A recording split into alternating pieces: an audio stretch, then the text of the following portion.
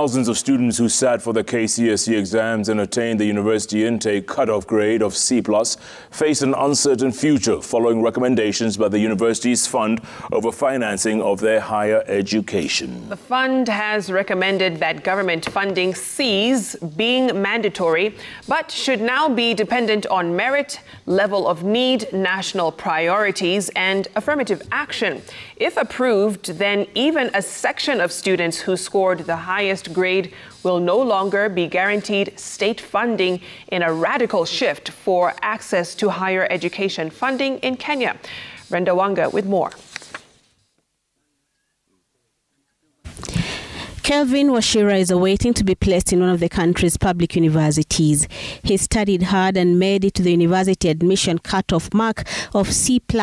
He survived on bursaries from the county government.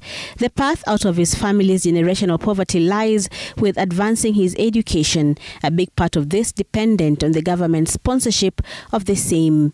This path is increasingly becoming narrower, especially in the wake of recommendations from both the university's fund and the University Reforms Working Party and the Education Reforms Working Party that now takes away the guarantee of government funding for university education.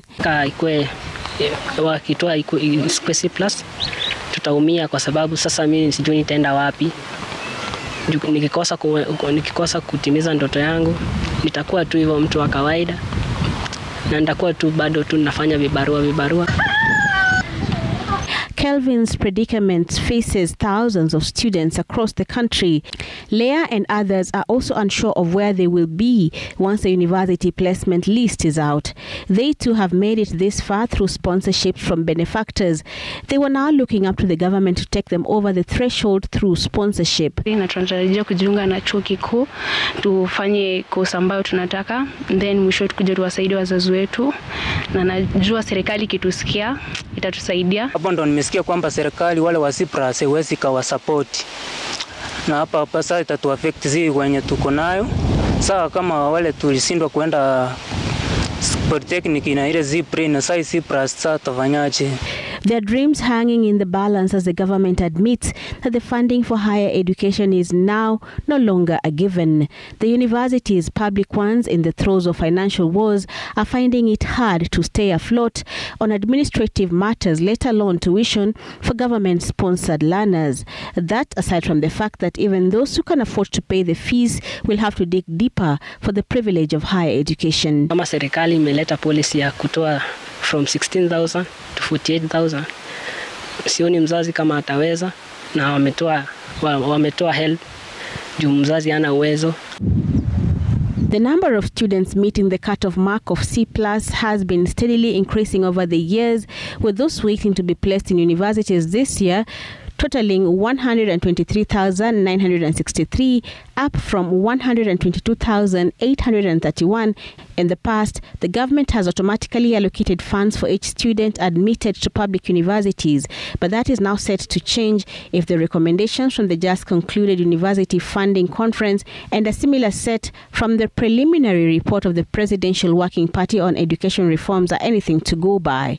The two have proposed a radical shift in the funding of university education, moving the differentiated unit cost allocations from being based on enrollment numbers to considerations based on merit, national priorities, level of need, and affirmative action. There, you will see we have looked at merit in terms of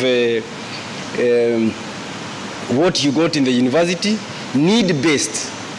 So it means the concerns of Professor Nangulu, if you come from Bungoma and you are very poor, using the criteria HELB uses, then we will take and fund only 81,000 students and leave out 91,000 students.